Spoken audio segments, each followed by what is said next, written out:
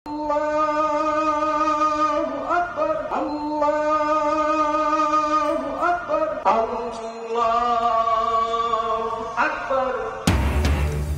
মাস সংযমের পর সারা দেশে পবিত্র ঈদ উল ফিতর উদযাপন। জাতীয় ঈদগাহে প্রধান জামাতে এক কাতারে সর্বস্তরে মানুষ। বাইতুল মোকাররমে ঢল, গড়ে শহীদ ও শোলাকিয়ায় জনসমুদ্র। আশুলিয়া ঢেউর উড়ালপথে গার্ডার বসছে চলতি মাসেই। এরপরে ইসলাম পুরো প্রকল্পের সার্বিক অগ্রগতি ৪৫%। আগামী বছরের শুরুতে খুলে দেওয়া হবে যান চলাচলের জন্য। মাত্র ৭,০০০ টাকায় হেলিকপ্টার সার্ভিস সাড়া ফেলেছে দেশের অভ্যন্তরীণ যোগাযোগ ব্যবস্থায়। সেবা সহজ করতে স্টেশন এয়ারপোর্টের বাইরে নির্মাণের দাবি সংশ্লিষ্টদের।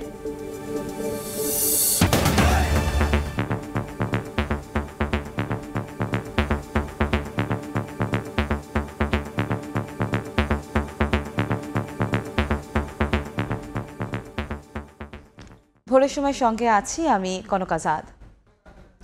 সর্বস্তরে মানুষের অংশগ্রহণ ও যথাযথ ধর্মীয় ভাবগাম্ভীর্যের মধ্য দিয়ে জাতীয় ঈদগাহে অনুষ্ঠিত হলো ঈদের প্রধান জামাত, যেখানে একই শামিয়ানার নিচে নামাজ আদায় করেন রাষ্ট্রপ্রধান মোহাম্মদ শাহাবুদ্দিন, প্রধান বিচারপতি ওবায়দুল হাসান, মন্ত্রিপরিষদ সদস্য, সংসদ সদস্য, সিটি মেয়র সহ হাজারো ধর্মপ্রাণ মুসল্লি। নামাজ শেষে দুই হাত তুলে মোনাজাতে দেশ ও বিশ্ব মুসলিমের শান্তি ও সম্প্রীতি কামনা করেন সবাই। ফারুক ভাই রবিনকে সঙ্গে নিয়ে রাশিদ বাপ্পির রিপোর্ট।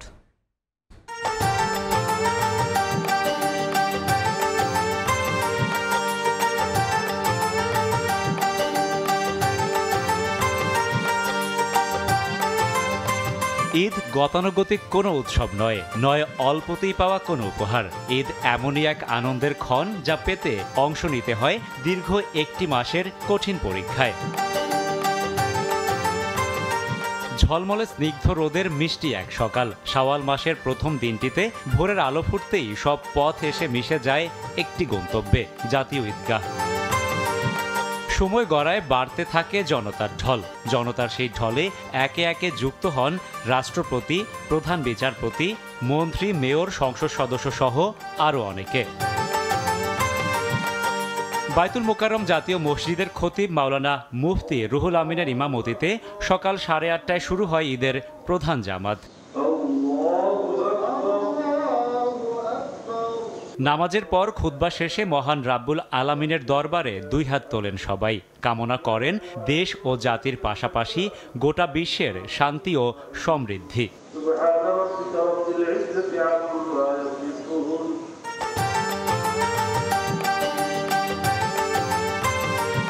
এরপর সব ভেদাভেদ ভুলে বুকে টেনে নেন একে অপরকে। উষ্ণ আলিঙ্গনে ঋদ্ধ করেন সম্পর্কের বন্ধন। পুরুষের পাশাপাশি একই জামাতে নামাজ আদায় করতে পেরে আনন্দ প্রকাশ করেন নারীরা। বাবুকে সাথে করে আমারও প্রথম ঈদের জামাত পড়া। সবসময় আমার বাবা আর আমার ভাই আসতো, তবে এবার আমরা ফুল ফ্যামিলি আসছি, আমার কাছে অনেক ভালো লাগতেছে। জাতীয় সংসদের দক্ষিণ প্লাজায়ও অনুষ্ঠিত হয় ঈদের জামাত। নামাজ শেষে ঈদগাহ ময়দান পরিণত হয় এক টুকরো উৎসবের ময়দানে। টানা এক মাস সিয়াম সাধনার পর রোজাদারদের জন্য ঈদ আসে মহান আল্লাহর উপহার হিসেবে। তাই তো দিনটি একদিকে যেমন উৎসবের উদযাপনে, ঠিক তেমনি আত্ম উপলব্ধি, আত্মশুদ্ধিরও। ঈদের প্রকৃত শিক্ষা ছড়িয়ে পড়ুক সবার মনে, ঈদ বয়ে আনুক মঙ্গল ও শান্তির বারতা। সবাইকে ঈদের শুভেচ্ছা, ঈদ মোবারক। জাতীয় ঈদগাহ থেকে রাশেদ বাপ্পি, সময় সংবাদ, ঢাকা। এদিকে ঈদ উল ফিতরের নামাজে কিশোরগঞ্জের শোলাকিয়া ও দিনাজপুরের গড়ে শহীদ ময়দান পরিণত হয় জনসমুদ্রে। এছাড়াও প্রতিটি বিভাগীয় ও জেলা শহরে ঈদের জামাতে ঢল নামে মুসল্লির। মহান রবের সান্নিধ্যে নিজেকে সঁপে দিয়ে নামাজে অংশ নেন ধর্মপ্রাণ মুসল্লিরা। ঈদ সবার মাঝে সৌহার্দ্য সম্প্রীতির বন্ধন আরও সুদৃঢ় করবে, এমনটাই প্রত্যাশা তাদের। পবিত্র ঈদ উল ফিতরে সারা দেশে উৎসবের আমেজ। এক কাতারে দাঁড়িয়ে ঈদের জামাত আদায় করেন মুসল্লিরা। পরে কোলাকুলি করে একে অপরকে শুভেচ্ছা জানান সর্বস্তরের মানুষ। ঈদের দিন সকাল 9টার আগে দিনাজপুর শহরের গড়ে শহীদ ঈদগাহ মাঠে জড়ো হন মুসল্লিরা। জামাত শেষে দেশ ও জাতির সমৃদ্ধি কামনা করে মোনাজাত করেন লাখ লাখ মুসল্লি। তাদের যাতায়াতের জন্য দুটি বিশেষ ট্রেনের ব্যবস্থা ছিল। প্রতিবারের মতো এবারও দেশের সবচেয়ে বড় ঈদের জামাত অনুষ্ঠিত হয় কিশোরগঞ্জের ঐতিহাসিক শোলাকিয়া ঈদগাহ ময়দানে। এতে দেশের বিভিন্ন স্থান থেকে অংশ নেন লক্ষাধিক মুসল্লি। জামাত ঘিরে নেওয়া হয় 4 স্তরের নিরাপত্তা ব্যবস্থা। আল্লাহর কাছে এটাই দোয়া করেছি যাতে আমরা সবাই ভালো থাকি। যেদিন আর বাংলাদেশের কোনো মানুষের মধ্যে কোনো ভেদাভেদ থাকবে না, তখনই আমাদের এই রমজানের প্রকৃত শিক্ষা অর্জন করা সফল হবে। বন্দরনগরী চট্টগ্রামেও ছড়িয়েছে ঈদের আমেজ। জায়নামাজ হাতে বিভিন্ন মসজিদ ও ঈদগাহে জামাতে অংশ নেন মুসল্লিরা। মহান আল্লাহ পাক রব্বুল আলামিনের কাছে আজকে দোয়া করেছি বাংলাদেশ ভবিষ্যতে একটি সমৃদ্ধ স্মার্ট বাংলাদেশে রূপান্তরিত হবে। বিপুল উৎসাহ উদ্দীপনার মধ্য দিয়ে ব্রাহ্মণবাড়িয়ায় উদযাপন হয় ঈদ উল ফিতর। সকাল 8টায় ঈদের প্রধান জামাত অনুষ্ঠিত হয় কেন্দ্রীয় ঈদগাহ ময়দানে। সেখানে উপস্থিত ছিলেন গৃহায়ন ও গণপূর্ত মন্ত্রী আম উবায়দুল মুক্তাদির চৌধুরী। সারা দেশবাসী সকলের প্রতি ঈদ মোবারক এবং ঈদের শুভেচ্ছা। সকলে ভালো থাকুন, সুন্দর থাকুন, সুস্থ থাকুন। অন্যদিকে বরিশালে নামাজ আদায় শেষে নগরবাসীকে শুভেচ্ছা জানান পানি সম্পদ প্রতিমন্ত্রী জাহিদ ফারুক শামীম। এছাড়া রাজশাহী, খুলনা, সিলেট সহ সারা দেশে ধর্মীয় ভাব গাম্ভীর্যে চলে পবিত্র ঈদ উল ফিতর উদযাপন। ফাহরিয়া ফারজানা, সময় সংবাদ। ঈদের খুশি সর্বস্তরের মানুষের সঙ্গে ভাগাভাগি করলেন প্রধানমন্ত্রী শেখ হাসিনা। গণভবনে ছোট বোন শেখ রেহানাকে নিয়ে দেশের বিভিন্ন প্রান্ত থেকে আসা নানা শ্রেণী পেশার মানুষের সঙ্গে শুভেচ্ছা বিনিময় করেন তিনি। সংক্ষিপ্ত বক্তব্যে প্রধানমন্ত্রী বলেন, এবারের রোজায় সামর্থ্যবানরা দুচুদের পাশে দাঁড়িয়ে আছেন। জানান, খেতে নয়, আওয়ামী লীগ দেশবাসীকে কিছু দিতেই ক্ষমতায় বসেছে।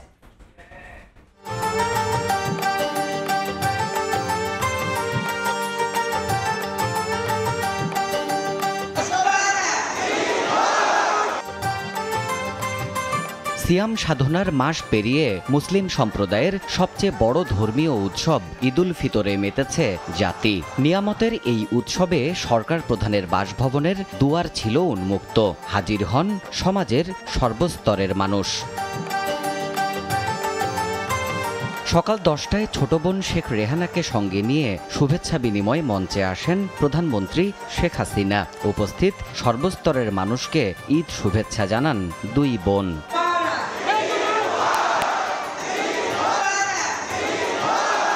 দলের পক্ষ থেকে কেন্দ্রীয় নেতারাও টানা 4 বারের প্রধানমন্ত্রীকে ঈদ শুভেচ্ছা জানান।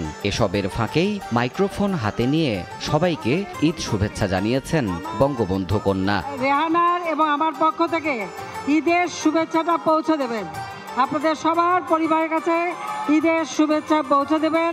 শুভেচ্ছা বিনিময়ের এক পর্যায়ে গণভবনের আঙিনায় হাজির এবং আপামর দেশবাসীর উদ্দেশ্যে সংক্ষিপ্ত বক্তব্য দেন প্রধানমন্ত্রী। আমাদের অগণিত নেতা কর্মী প্রত্যেকে যার যার স্থান থেকে দেশের মানুষের পাশে দাঁড়িয়েছে এবং ইফতারে সহযোগিতা করেছে, ঈদের উপহার দিয়েছে। তাদের সবাইকে আমার আন্তরিক ধন্যবাদ জানাই, কৃতজ্ঞতা জানাই এবং সাধারণ মানুষকে আমি এটুকু বলবো যে আওয়ামী লীগ মানুষের পাশেই থাকে। পরে প্রধান বিচারপতি সহ উচ্চ আদালতের বিচারকগণ এবং ঢাকায় নিযুক্ত বিভিন্ন দেশের রাষ্ট্রদূতদের সঙ্গেও আলাদাভাবে সৌজন্য সাক্ষাৎ করে ঈদ শুভেচ্ছা জানান প্রধানমন্ত্রী। উপস্থিত ছিলেন রাষ্ট্রের ঊর্ধ্বতন সামরিক বেসামরিক কর্মকর্তারাও। দেবাশিস রায়, সময় সংবাদ, ঢাকা। সব শ্রেণী পেশার মানুষের সঙ্গে ঈদ শুভেচ্ছা বিনিময় করেছেন রাষ্ট্রপতি মোহাম্মদ শাহাবুদ্দিন। বঙ্গভবনের ক্রেডেন্সিয়াল হলে ঈদ শুভেচ্ছা বিনিময় করেন তিনি। এবার 1500 আমন্ত্রিত অতিথির মধ্যে জ্যেষ্ঠ রাজনীতিবিদ, বিচারক, কবি, সাহিত্যিক, লেখক, সাংবাদিক, শিক্ষক, বুদ্ধিজীবী এবং বেসামরিক ও সামরিক কর্মকর্তা সহ বিভিন্ন শ্রেণী পেশার মানুষের সঙ্গে ঈদের শুভেচ্ছা বিনিময় করেন রাষ্ট্রপতি। পরিবারের সদস্য সহ রাষ্ট্রপতিকে ঈদ শুভেচ্ছা জানান কূটনীতিকরা। এ সময় ঈদ আনন্দ ভাগাভাগির মাধ্যমে সবাইকে দরিদ্র জনগোষ্ঠীর পাশে দাঁড়ানোর আহ্বান জানান রাষ্ট্রপতি। এবছর আমরা এমন একটা সময় ঈদ উদযাপন করছি যখন ফিলিস্তিনে হাজার হাজার মানুষ অনাহারে, অর্ধাহারে, বিনা চিকিৎসায় ধুকে ধুকে মরছে। এই নৃশংসতা শুধু মোড়লদের অভিপ্রায়ে একের পর এক ঘটে যাচ্ছে। যে মোড়লরা বলে আমরা বিশ্বকে শাসন করি। যুদ্ধ, বিগ্রহ, আধিপত্যের কারণে বিশ্বব্যাপী অনেক মানুষ ও বর্ণনীয় দুঃখ কষ্টের মধ্য দিয়ে দিনপাত করছে। একজন মানুষ হিসাবে আমাদের নৈতিক দায়িত্ব তাদের পাশে দাঁড়ানো। ঈদ আমাদেরকে সেই শিক্ষাই দেয়।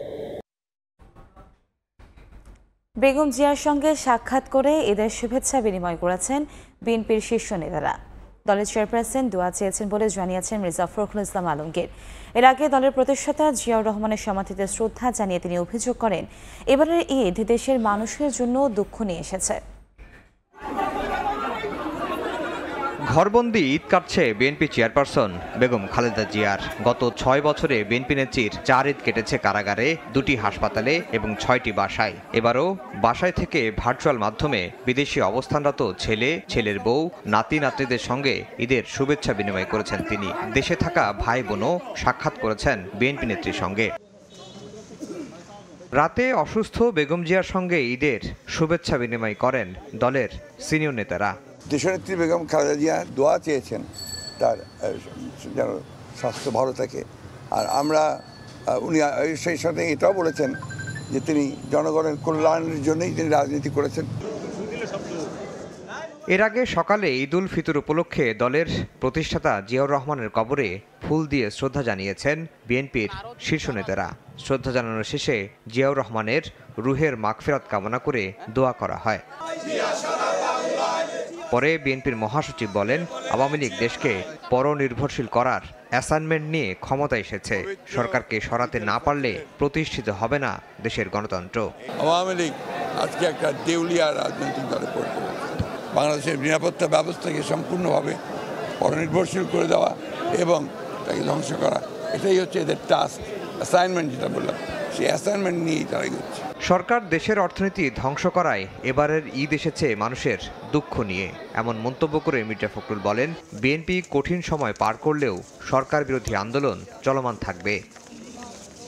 আফজাল হোসেন, সময় সংবাদ, ঢাকা। এই মাসে সুপারস্ট্রাকচার বসছে আশুলিয়া এক্সপ্রেসওয়েতে।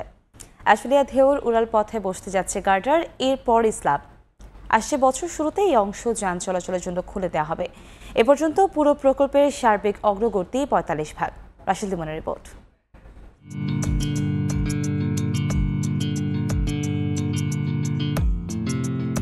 ধীরে ধীরে উঁকি দিচ্ছে এক নতুন পথ। বিমানবন্দর থেকে বাইপাইল পর্যন্ত এক একটি পিলার জানান দিচ্ছে সেই নতুন গতির কথা। 5000 পাইলের মধ্যে বসে গেছে 3500 পাইল। মাথা তুলেছে 5 শতাধিক পিয়ার, আর পিয়ার ক্যাপ বসেছে প্রায় 100। সুপার স্ট্রাকচারের একটা অংশ গার্ডার, এবং গার্ডারের উপরে শুধু স্ল্যাব হবে। গার্ডারটা হয়ে গেলে আমরা তখন স্ল্যাব করব। স্ল্যাব হওয়া মানেই হচ্ছে আমাদের রাস্তা শুরু হয়ে যাওয়া আর কি। এই প্রকল্পের রুট প্ল্যানেই আছে আশুলিয়া থেকে ধেউর বর্তমানের মূল সড়ক আর থাকছে না। ড্যাপের পরিকল্পনা মেনে উন্মুক্ত করা হবে মূল জলাধার, আর এপাশ ওপাশ যাতায়াতে করা হবে নতুন উড়াল সড়ক। সেই অংশটুকু হবে টোল ফ্রি। এই পথটুকু প্রস্তুত হলেই ধরা হবে এই অংশে মূল এক্সপ্রেসওয়ের কাজ। তাই বাকি সব জায়গা থেকে এই প্রান্তে কাজ এগিয়েছে সব থেকে বেশি। কর্তৃপক্ষ বলছে এ মাসেই মূল কাজ অর্থাৎ গার্ডার বসবে এই পথে। এই অংশ আগামী বছরের শুরুতে খুলে দেওয়ার পরিকল্পনা তাদের। প্রথমে আশুলিয়া ধৌর এলাকায় আমরা গার্ডারটা উত্তোলন করব। আশুলিয়ার থেকে ধৌর যে সাব কন্ট্রাক্টর আছে তারা এই মাসের মধ্যেই গার্ডার উত্তোলন করবে 2 লেন ব্রিজের উপরে। যেটা 2 লেন ব্রিজ আছে আমাদের প্রায় 3.5 কিলোমিটার, এই দুইটা ব্রিজের উপরে আমরা, যেহেতু আমাদের ব্রিজ দুইটা আগে রেডি করতে হবে, না হলে আমরা মাঝখানে যে আমাদের এই মূল এলিভেটেড এক্সপ্রেসওয়ে হবে সেটা শুরু করার জন্য আমরা এই দুটো আগে শেষ করবো আর কি। আশুলিয়া এক্সপ্রেসওয়ে বিমানবন্দরে এসে এলিভেটেড এক্সপ্রেসওয়ের সঙ্গে যুক্ত হয়ে তৈরি করবে 44 কিলোমিটারের বিরামহীন এক উড়াল যাত্রার পথ। অধিকাংশ ক্ষেত্রেই পাইলিংয়ের কাজ শেষ, তাই তো কাজের গতি নিয়ে খুব একটা দুশ্চিন্তায় নেই কর্তৃপক্ষ। বলছেন এরপরে শুধু এই পাইল ধরে এক একটি পিলারে উঠে যাবে গার্ডার, তারপর বসানো হবে স্ল্যাব। তাই নির্ধারিত সময়ে এই প্রকল্পের কাজ শেষ হতে কোনো সংশয় দেখছেন না আশুলিয়া এলিভেটেড এক্সপ্রেসওয়ে কর্তৃপক্ষ। রাশেদ লিমন, সময় সংবাদ, ঢাকা। হেলিকপ্টার সার্ভিস, তাও আবার মাত্র 7,000 টাকায়। সারা ফেলেছে দেশের অভ্যন্তরীণ যোগাযোগ ব্যবস্থায়। এতে প্রতিনিয়ত বাড়ছে যাত্রী সংখ্যা। সব শ্রেণীর মানুষের নাগালে রেখে সেবা সহজ করতে স্টেশন চার্জ কমানোর দাবি উদ্যোক্তাদের। এ খাতের উন্নয়নে নীতিগত সহায়তার পরামর্শ বিশেষজ্ঞদের। কাজল আব্দুলের রিপোর্ট। আকাশপথে যাতায়াত এমনিতেই আকর্ষণীয়, তার উপর হেলিকপ্টার যাত্রা। সম্প্রতি বিয়ে সহ বিভিন্ন অনুষ্ঠানে হেলিকপ্টার ব্যবহার করে অনেকেই হয়ে যাচ্ছেন ভাইরাল। আবার দীর্ঘদিন পর দেশে ফিরে ঢাকা থেকে পরিবার নিয়ে নিজ এলাকায় যাচ্ছেন অনেক প্রবাসী। শৌখিনে বাহনে করে পর্যটন স্পটও ঘুরছেন কেউ কেউ। ঈদের সময় যানজট এড়াতে ও স্বল্প সময়ে গন্তব্যে পৌঁছাতে সংখ্যা বাড়ছে হেলিকপ্টার যাত্রীর। এ সার্ভিসে ঢাকা থেকে অভ্যন্তরীণ বিভিন্ন রুটে যাওয়ার সুযোগ মিলছে মাত্র 5 থেকে 7,000 টাকায়, যা আকাশপথে যাতায়াতের নান্দনিক এক সংযোজন। প্রবাসীরা যারা আছে তাদের জন্য খুবই অত্যন্ত ভালো একটা সার্ভিস। খুব অল্প সময়ের মধ্যে যানজট সবকিছু এড়িয়ে যদি আমরা নিজেদের পরিবহন ব্যবস্থাকে যদি আরও উন্নত করতে পারি তাহলে আমার মনে হয় আরও ভালো হবে। অনেক জার্নি হয়তো অনেক টাইম লাগতো, ফ্যামিলি বাচ্চারা একটা আনন্দ পাইতেছে। বর্তমানে দেশে কপ্টার সেবা দিচ্ছে 13টি প্রতিষ্ঠান। এর মধ্যে কম ভাড়ায় এ সেবা দিচ্ছে 2-1টি প্রতিষ্ঠান। পর্যটন স্পট ছাড়াও দেশের সব প্রান্তেই তুলনামূলক কম ভাড়া হয় আশানুরূপ সাড়া মিলছে এ ব্যবস্থায়। তবে এয়ারপোর্টের বিভিন্ন সার্ভিসে অত্যাধিক চার্জ হেলিকপ্টার ভ্রমণে সমস্যা তৈরি করছে বলে জানান উদ্যোক্তারা। 5,000 টাকা একজন ব্যক্তি কুমিল্লা থেকে ঢাকা আসছে বা ঢাকা থেকে কুমিল্লা যাচ্ছে, আমাদের ট্রিপ অনেক বাড়ছে। মানুষের এখন হেলিকপ্টারে যাতায়াতের যে এটা বাড়ছে মানুষের, কারণ এখন মানুষ বুঝতে শুরু করেছে যে হেলিকপ্টার আসলে এটা নির্দিষ্ট কোনো অভিজাত শ্রেণীর জন্য ব্যাপারটা এমন না, এটা চাইলে আমরা লুঙ্গি পরা মানুষকে উঠাইছি। এই শিল্পের সম্প্রসারণ ও যাত্রী বান্ধব করে গড়ে তুলতে সরকারের নীতিগত সুবিধা প্রয়োজন বলছেন বিশেষজ্ঞরা। অনেক অপারেটর আছে তারা প্যাসেঞ্জার হেলিকপ্টার সার্ভিস চালানোর জন্য, বিকজ এটা অপারেশনের জন্য কিন্তু খুব বেশি জায়গা লাগে না, অল্প জায়গার মধ্যে এটা অপারেট করা যায়। আমাদের দেশে হেলিকপ্টার সার্ভিস কিন্তু অত্যন্ত গুরুত্বপূর্ণ একটা সার্ভিস হয়ে উঠতে পারে যদি এখানে যথাযথ পলিসি সাপোর্ট দেওয়া যায়। বর্তমানে হেলিকপ্টার স্টেশন শাহজালাল বিমানবন্দরের অভ্যন্তরে হওয়ায় নিরাপত্তা ইস্যুতে মাঝে মধ্যেই বিড়ম্বনায় পড়তে হয় যাত্রীদের। যাতায়াত সহজ করতে দ্রুত হেলিকপ্টার স্টেশন এয়ারপোর্টের বাইরে নির্মাণের দাবি খাত সংশ্লিষ্টদের। কাজল আব্দুল্লাহ, সময় সংবাদ, ঢাকা। নিয়মিতে তোয়াক্কা না করে গাজীপুরে একের পর এক গড়ে উঠছে বহুতল ভবন। চারপাশে নিরাপত্তা প্রাচীর নিশ্চিত না করে ভবন নির্মাণ করায় ঘটছে প্রাণহানিও। বাসিন্দাদের অভিযোগ, বারবার অভিযোগ করেও মিলছে না কোনো সমাধান। যদিও গাজীপুর উন্নয়ন কর্তৃপক্ষের দাবি, জনবল সংকটের মধ্যেও নকশা বহির্ভূত সহ অনিয়মের বিরুদ্ধে অভিযান চলমান। রাজিবুল হাসানের রিপোর্ট, ছবি তুলেছেন জুনায়েদ রুবেল।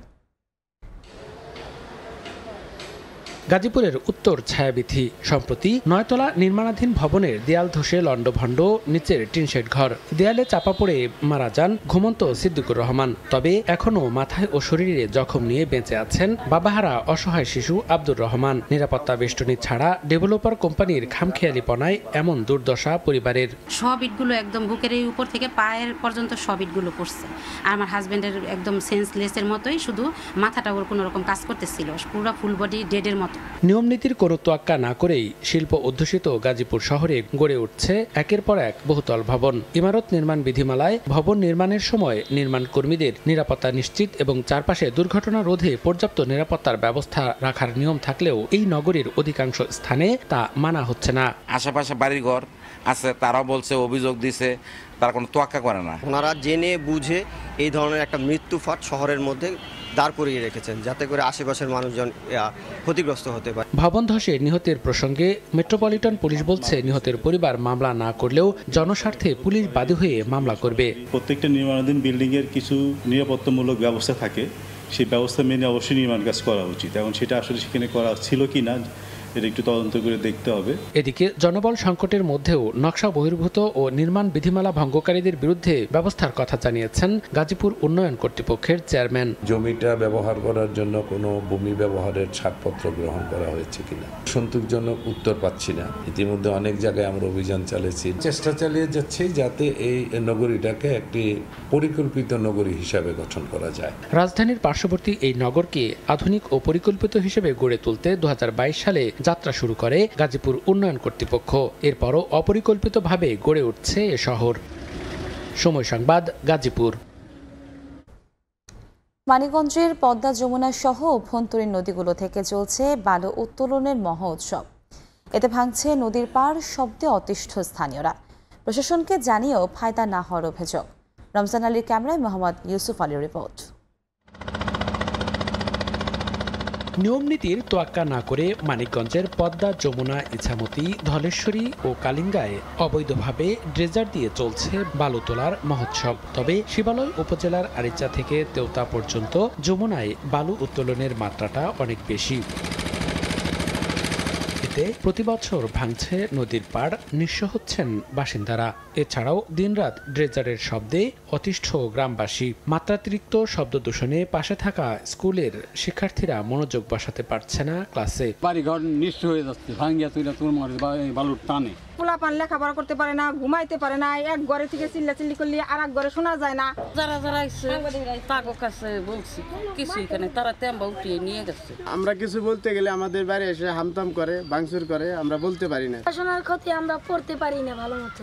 অনিয়মের বিরুদ্ধে প্রশাসনকে জানিয়েও কোনো ফায়দা না হওয়ার অভিযোগ স্থানীয়দের। এদিকে দায়সারা জবাবেই আটকে আছে প্রশাসন। স্থানীয় সকল শ্রেণী পেশার মানুষ সহ আমাদের সংশ্লিষ্ট সকলকে নিয়ে এই ড্রেজারগুলো যাতে বন্ধ করা যায়, এই লক্ষ্যে আমরা কাজ করে যাচ্ছি। অবৈধভাবে যেন কেউ কোনো প্রকার বালু উত্তোলন করতে না পারে সেজন্য আমরা মানুষের মাঝে অ্যাওয়ারনেস তৈরি করা, পরিবেশের ভারসাম্য বজায় রাখার জন্য সাধারণ মানুষ থেকে শুরু করে স্বার্থান্বেষী মহল যারা আছে প্রত্যেকে কিন্তু অ্যাওয়ারনেস তৈরি করে সেই কার্যক্রম কিন্তু পাশাপাশি আমরা করছি। মানিকগঞ্জের পদ্মা, যমুনা নদী সহ অভ্যন্তরীণ নদীগুলোতে শতাধিক ড্রেজার দিয়ে অবৈধভাবে বালু উত্তোলন করা হচ্ছে।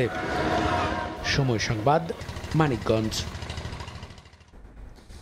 ঝড়ে উড়ে গেছে অধিকাংশ ঘরে টিনের চালা। পলিথিনের সাথে ইট দিয়ে পানি আটকানোর চেষ্টা করলেও ব্যর্থ বাসিন্দারা। একটু বৃষ্টিতে ভেজে যায় বিছানাসহ আসবাবপত্র। এমন নাজেহাল অবস্থা মাদারীপুরের কালকিনির সরকারি গুচ্ছ গ্রামে। অন্যত্র বাসস্থান না পেয়ে বাধ্য হয়ে জীবনের ঝুঁকি নিয়ে সেখানে বসবাস করছেন 240টি পরিবার।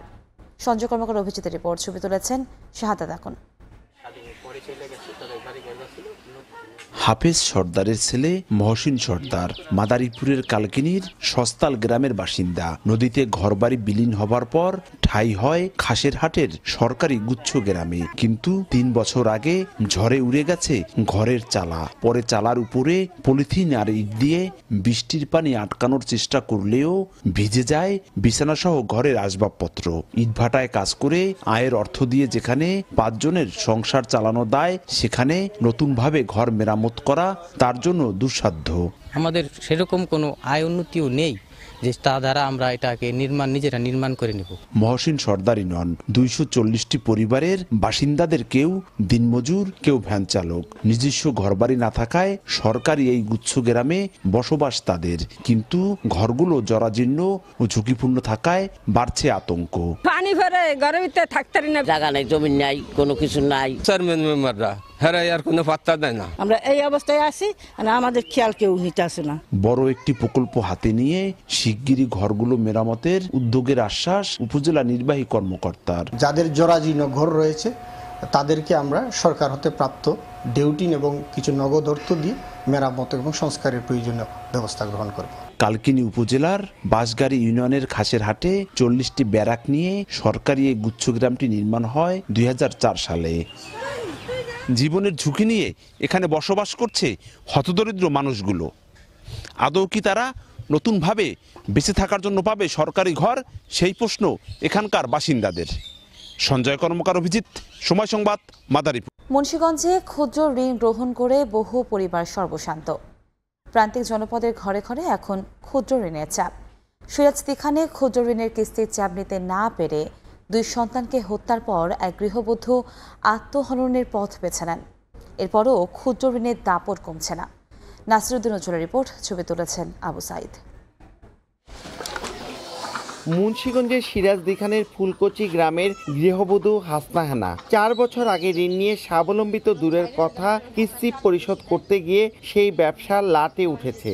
আর এই কিস্তি টানতে গিয়ে একে একে পিদিম, আরএফ, গাক ও ব্র্যাক থেকে ঋণ নিয়েছেন।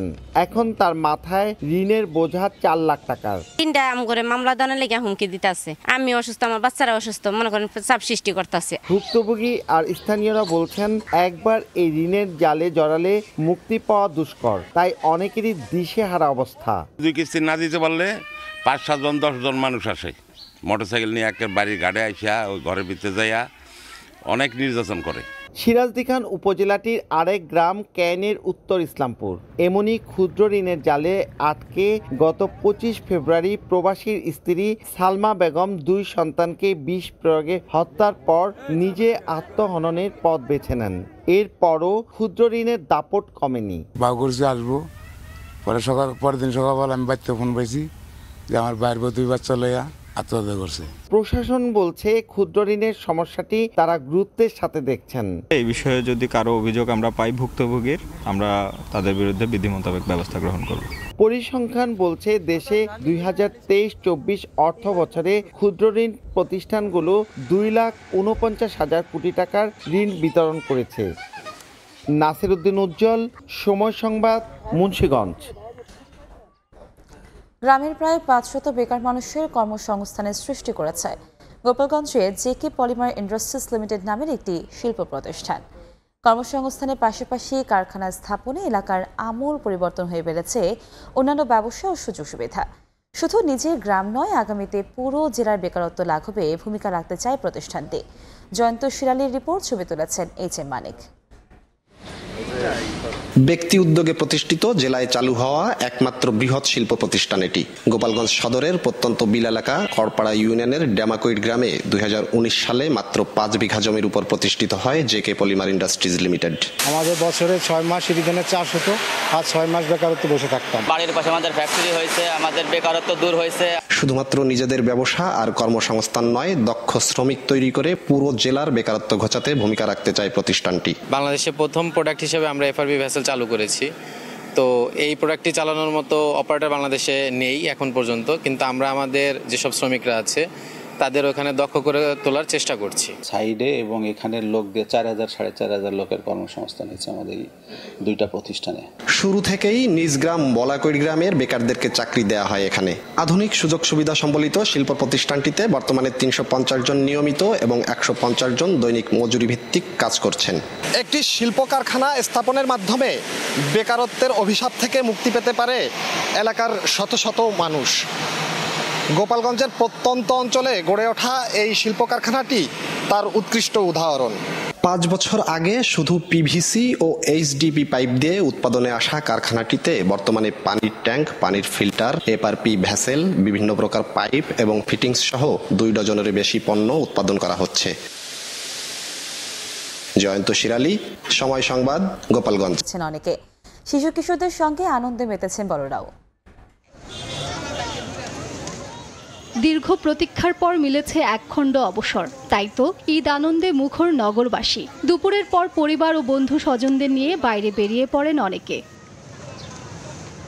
4 দেয়ালে বন্দি জীবনের বদলে অনেকেই বেরিয়ে পড়েন খোলা আকাশের নিচে, ঘুরে সময় কাটান হাতিরঝিলের মনোরম পরিবেশে। প্রকৃতির অপরূপ সৌন্দর্যে খুঁজে নেন মনের আনন্দ। সৌন্দর্যটা উপভোগ করার জন্য বাচ্চাদেরকে নিয়ে আসা এখানে ঘুরতে অনেক ভালো লাগতেছে, হাতিরঝিলে আসছি, ভালো লাগছে অনেক। এদিকে জাতীয় চিড়িয়াখানায় নামে দর্শনার্থীর ঢল। খাঁচাবন্দি বিভিন্ন পশু দেখতে ছোটদের নিয়ে আসেন বড়রা। বিচিত্র পশু পাখির দেখা পেয়ে শিশুদের চোখে খুশির ঝিলিক। বের দেখেছি, তারপর আমি আবার টাইগার দেখেছি। প্রথম দিন আসলে ঈদের ঘোরাঘুরি করে ভালো লাগছে। দেখার মতো অনেক কিছু আছে যে ঘুরে ঘুরে দেখা যায় বাচ্চাদেরকে নিয়ে। এগুলো তো শুধু টিভিতে দেখা হয়, আর বাস্তবে তো দেখা হয় না। এর জন্য এখানে এসে দেখা মজা পাচ্ছে বাচ্চারা, ভালো লাগছে অনেক। জনসংখ্যার তুলনায় বিনোদন কেন্দ্রের সংখ্যা অপ্রতুল হলেও স্বজনদের নিয়ে অল্পতেই তুষ্ট নগরবাসী। ঈদ মানেই আনন্দ, ঈদ মানেই খুশি, আর এই আনন্দের অন্যতম অনুষঙ্গ বিভিন্ন বিনোদন কেন্দ্রে ঘুরে বেড়ানো। তবে সেই আনন্দ হয় যাতে স্বাচ্ছন্দ্যের এবং হয় নিরাপদের, এমনটাই প্রত্যাশা সকলের।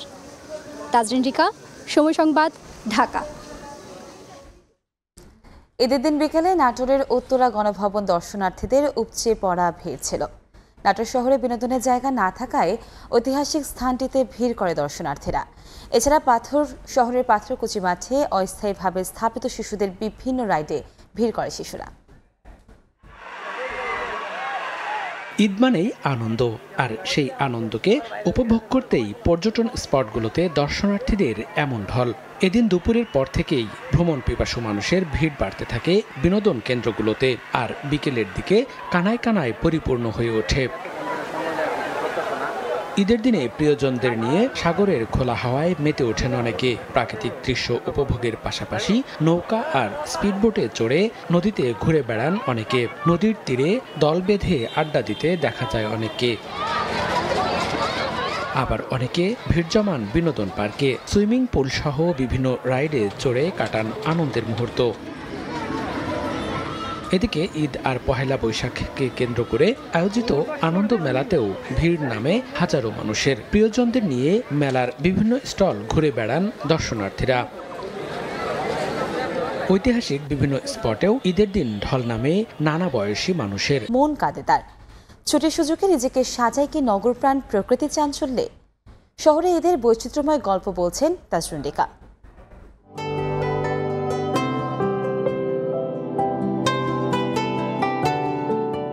বয়স কত হলো তিলোত্তমা ঢাকার? 400 পেরিয়েছে, সেও তো কয়েক বছর।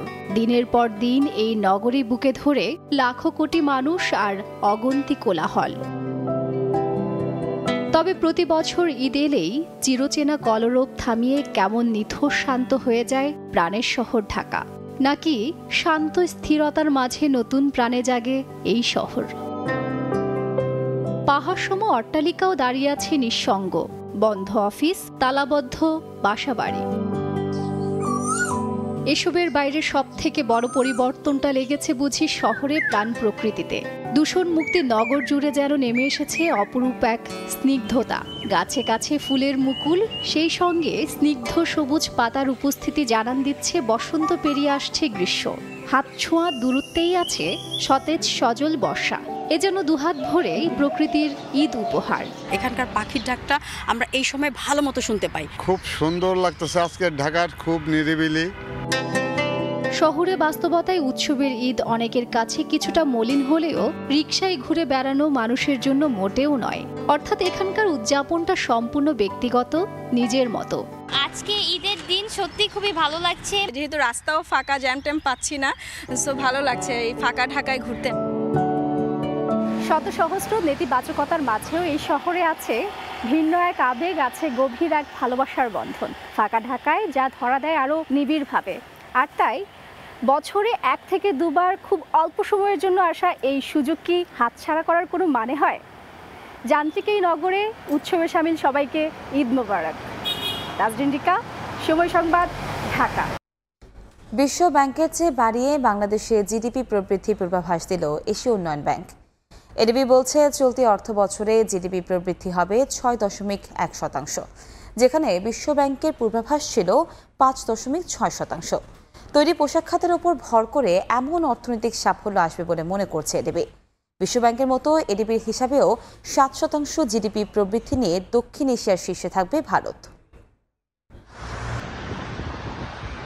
গেল 2 এপ্রিল এক প্রতিবেদনে 2023-24 অর্থ বছরের জন্য বাংলাদেশের জিডিপি প্রবৃদ্ধি 5.6% পূর্বাভাস দেয় বিশ্বব্যাংক।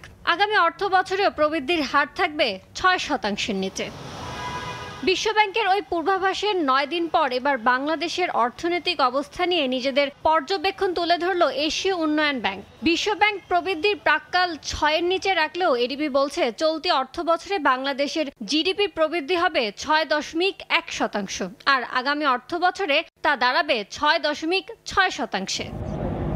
বিশ্ববাজারে চাহিদা কম থাকলেও তৈরি পোশাক রফতানিতে প্রবৃদ্ধি অব্যাহত থাকবে। 2024 সালের প্রথম 7 মাসে রফতানি প্রবৃদ্ধি হয়েছে 2.5%। চলতি অর্থ বছরে 7 মাসের সার্বিক মূল্যস্ফীতি 9%-এর উপরে থাকলেও বছরের শেষে তা নেমে আসবে 8.4%। 2024-25 অর্থ বছরে তা আরও কমে নামবে 7%। জিডিপির অনুপাতে সরকারের ঋণের হার 39.8% থেকে বেড়ে দাঁড়াতে পারে 41.4%।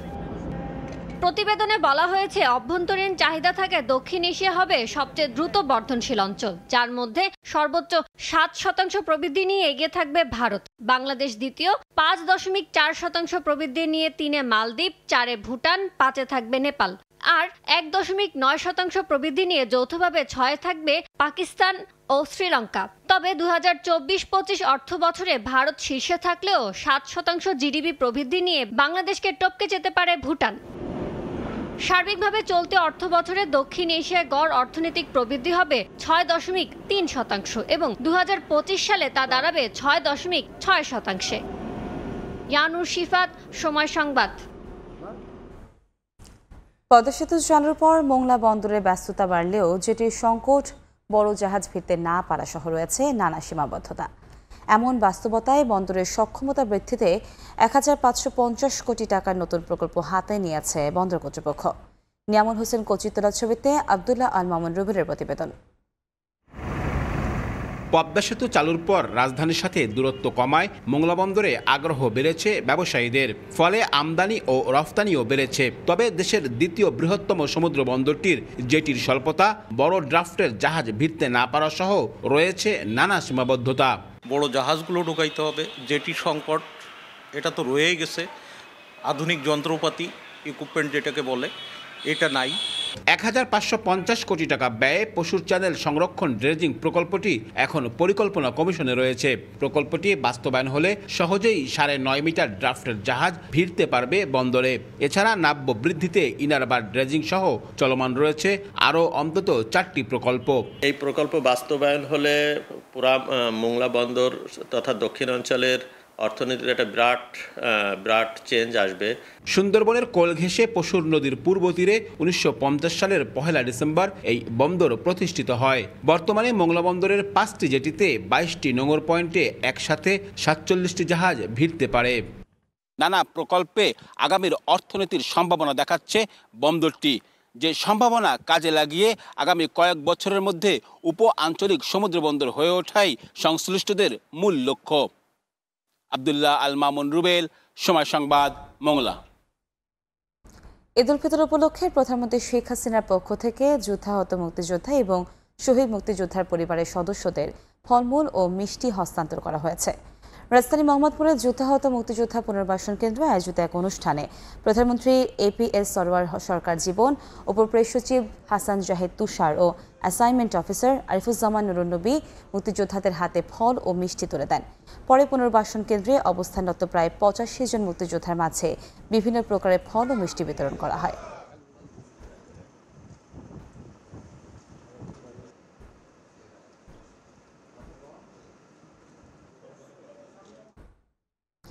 এলাকার উন্নয়নে পাশে থাকার প্রতিশ্রুতি ব্যক্ত করেছেন আওয়ামী লীগের সভাপতি মণ্ডলীর সদস্য ও ঢাকা 2 আসনের সংসদ সদস্য অ্যাডভোকেট কামরুল ইসলাম। কামরাঙ্গীরচর কেন্দ্রীয় ঈদগাহে ঈদ উল ফিতরের নামাজ আদায় শেষে তিনি এই কথা বলেন। এর আগে প্রথম জামাতে নামাজ আদায় করেন তিনি। নামাজের পর নিজ নির্বাচনী এলাকায় জনগণের সঙ্গে কুশল ও ঈদ শুভেচ্ছা বিনিময় করেন অ্যাডভোকেট কামরুল ইসলাম এমপি। এ সময় এলাকাবাসীর সুখ দুঃখ সবসময় পাশে থাকার প্রতিশ্রুতি দেন তিনি।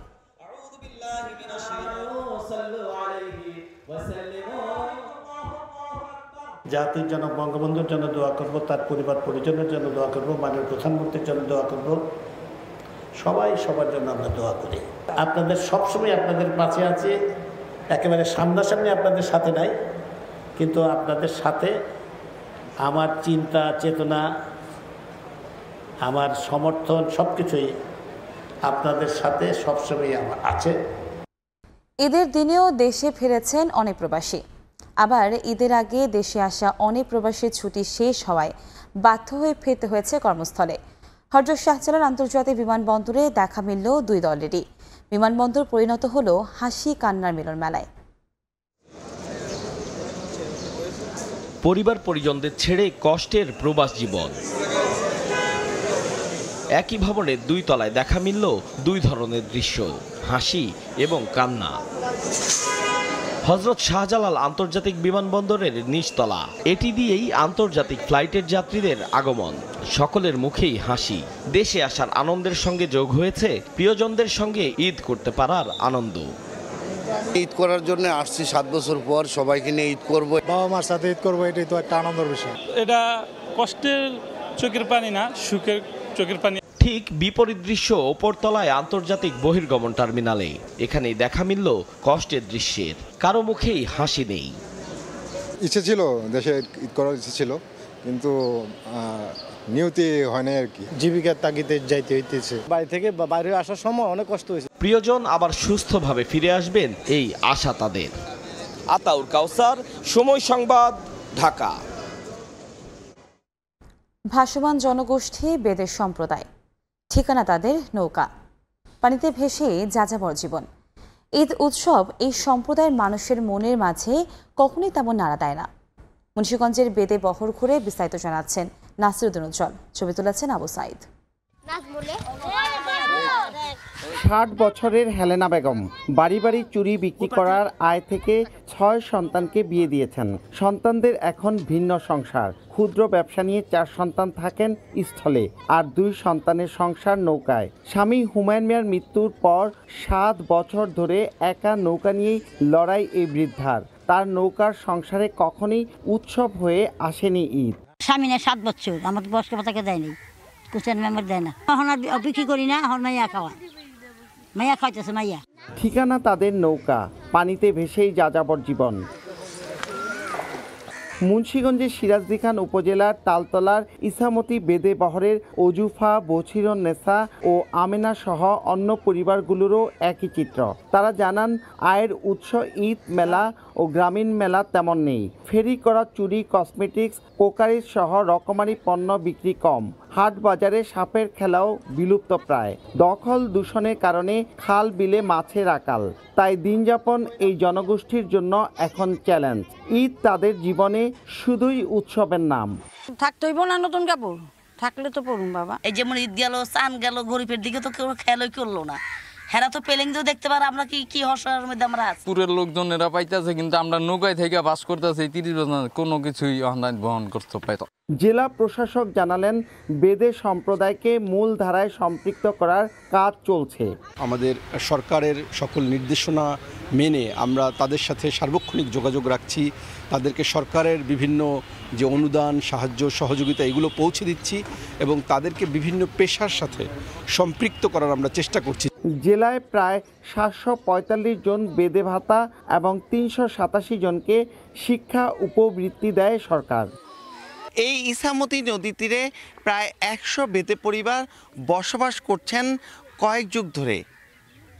জেলা সমাজসেবা অধিদপ্তরের তথ্য মতে মুন্সিগঞ্জে বেদের সদস্য সংখ্যা প্রায় 10,000। মুন্সিগঞ্জের সিরাজদিখানের তালতলা থেকে নাসিরুদ্দিন উজ্জ্বল, সময় সংবাদ। উদাস চোখের দুঃখ স্মৃতি নিয়ে ঈদের নামাজ আদায় করেছেন লাখো রোহিঙ্গা। নামাজ শেষে মোনাজাতে কান্নায় ভেঙে পড়েন। মহান আল্লাহর কাছে প্রার্থনা করেন নিজ দেশে মর্যাদার সঙ্গে ফিরে যাওয়ার। মোহাম্মদ ফরাজের ক্যামেরায় বিস্তারিত জানাচ্ছেন সুজাউদ্দিন রুবেল।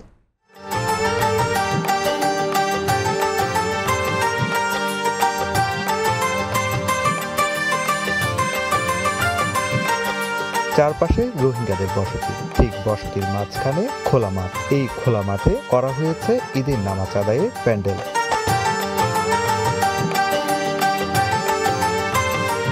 বাঁশ আর রঙিন কাগজ, সুতার সঙ্গে মাঝে মাঝে টাঙানো হয়েছে ফুল আর বেলুন। এভাবে সেজেছে ক্যাম্পের প্রতিটি অস্থায়ী ঈদগাহ। সকাল 8টায় ঈদের নামাজ, তাই প্রতিটি বসতি থেকে দলে দলে ময়দানে আসতে শুরু করেন রোহিঙ্গারা। সবার গায়ে নতুন জামা। ছোট বড় সবার কাঁধে কাঁধ মিলিয়ে আদায় করেন ঈদের নামাজ।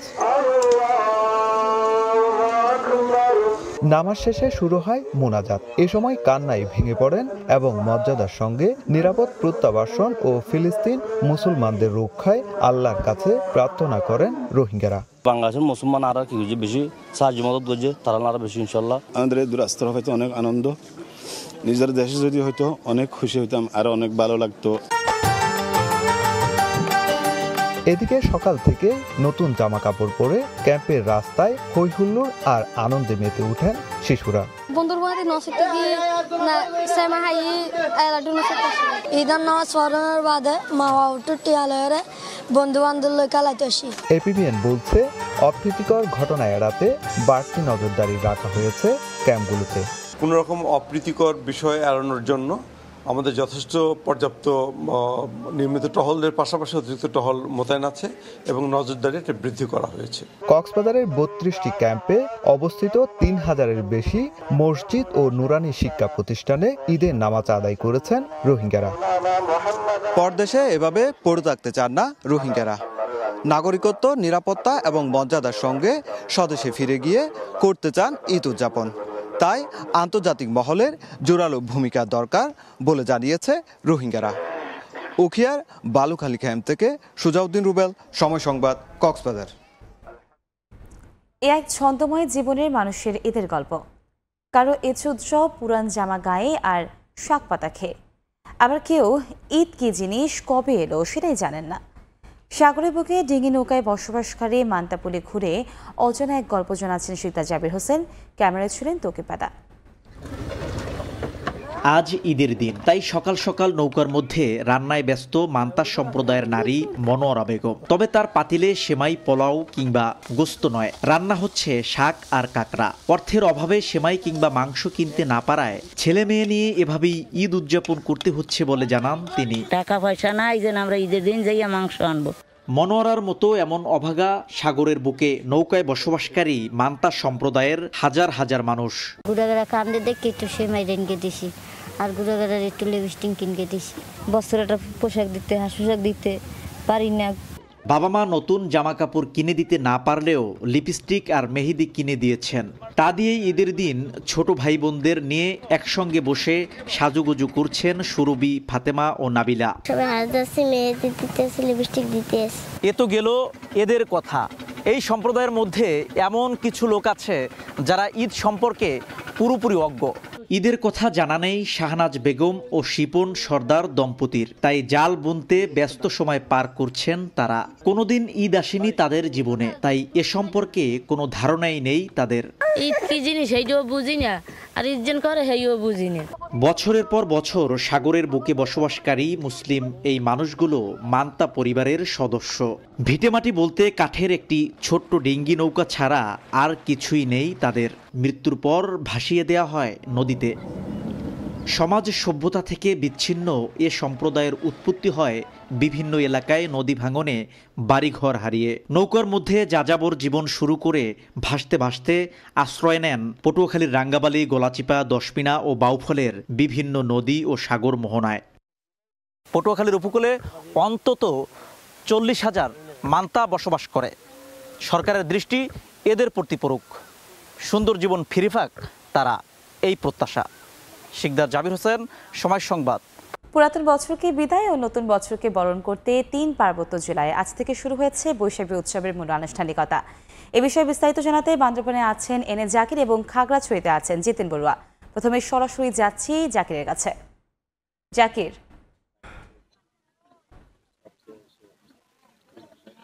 নদীতে ফুল পূজার মধ্য দিয়ে পার্বত্য জেলা বান্দরবানে শুরু হয়েছে তঞ্চঙ্গাদের বিশু উৎসব, আর এর মাধ্যমেই পাহাড়ে জানান দিয়েছে বৈশাখী উৎসবের। মূলত তঞ্চঙ্গা, চাকমা, মারমা বিভিন্ন সম্প্রদায়ের উৎসবের বিভিন্ন নামকরণ নিয়ে এই বৈশাখী বলা হয়ে থাকে। যেমন বিশেষ করে তঞ্চঙ্গাদের বিশু, চাকমাদের বিজু, ত্রিপুরাদের বৈশু এবং মারমা সম্প্রদায়ের সাংগ্রাই উৎসবের নামকরণ নিয়ে করা হয়েছে কিন্তু বৈশাখী উৎসব। পাহাড়ে পুরাতন বছরকে বিদায় আর নতুন বছরকে বরণ করে নিতে তারা কিন্তু বর্ণাঢ্য এই আয়োজন করে থাকে। আজকে তঞ্চঙ্গা সম্প্রদায়ের বিশু উৎসব, এই বিশু উৎসবের মাধ্যমে তারা কিন্তু তাদের পুরাতন বছরকে বিদায় এবং নতুন বছরকে বরণ করে নিতে তাদের আজকের এই আয়োজন।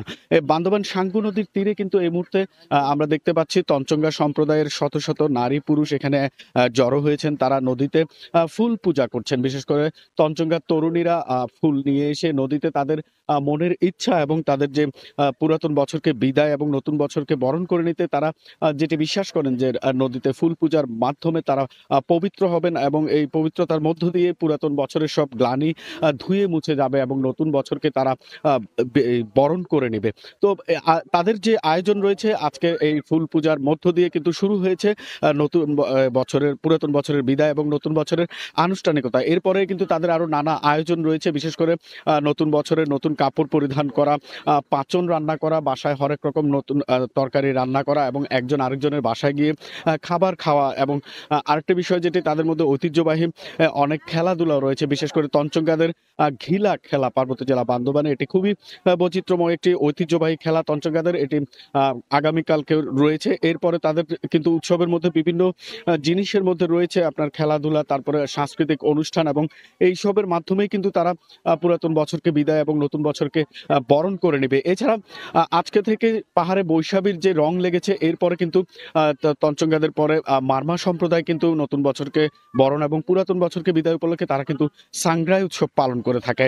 এবং আগামীকাল কিন্তু এই সাংগ্রাই উৎসবের আনুষ্ঠানিকতা শুরু হবে এবং 4 দিন ব্যাপী এই সাংগ্রাই পালন করা হবে। সাংগ্রাই উৎসবের যেটি প্রধান আকর্ষণ পানি খেলা বা জল কেলি, তারা একজন আরেকজনকে পানি ছিটিয়ে পুরাতন বছরকে বিদায় আর নতুন বছরকে বরণ করে নেওয়ার তাদের যে আনুষ্ঠানিকতা সেটি শুরু হবে। এরপরেও তাদের 4 দিন ব্যাপী আনুষ্ঠানিকতা রয়েছে। বিশেষ করে 13 তারিখ থেকে কিন্তু 16 তারিখ পর্যন্ত বান্দরবানে এই উৎসব পরিচালিত হবে। বিশেষ করে পার্বত্য জেলা বান্দরবানের যে বিভিন্ন ক্ষুদ্র নিগোষ্ঠী রয়েছে, চাকমা, মারমা, তঞ্চঙ্গ্যা, ত্রিপুরা, তারা কিন্তু পুরাতন বছরকে বিদায় এবং নতুন বছরকে বরণের জন্য কিন্তু নানা আনুষ্ঠানিকতা পালন করে। সেই আনুষ্ঠানিকতার একটি অংশ কিন্তু আজ 12 তারিখ থেকে শুরু হলো। তারা বিশেষ করে তঞ্চঙ্গ্যারা তাদের যে এই ফুল ভাসানো, নদীর মধ্যে ফুল পূজার মাধ্যমে কিন্তু তারা এই আনুষ্ঠানিকতা শুরু করে। তো তাদেরও এই অনুষ্ঠান কিন্তু 3 দিন ব্যাপী রয়েছে। তাদের 3 দিন ব্যাপী অনুষ্ঠানমালার মধ্যে কিন্তু রয়েছে আজকে প্রথম দিন তারা কিন্তু নদীতে ফুল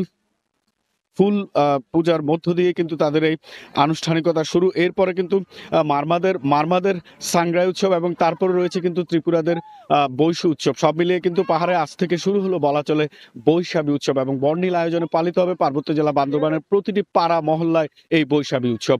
তো আমার কাছে বান্দরবানে তঞ্চঙ্গ্যাদের বিশু নিয়ে এই ছিল সবশেষ। এখন আমরা চলে যাব খাগড়াছড়িতে, সেখানে অপেক্ষা করছেন আমাদের সহকর্মী জিতেন বড়ুয়া। নদীতে ফুল দিয়ে পূজা করার মধ্য দিয়ে পার্বত্য চট্টগ্রামের প্রধান সামাজিক ও ধর্মীয় উৎসব বৈশাখীর শুভ সূচনা। আজ ফুল বিজু।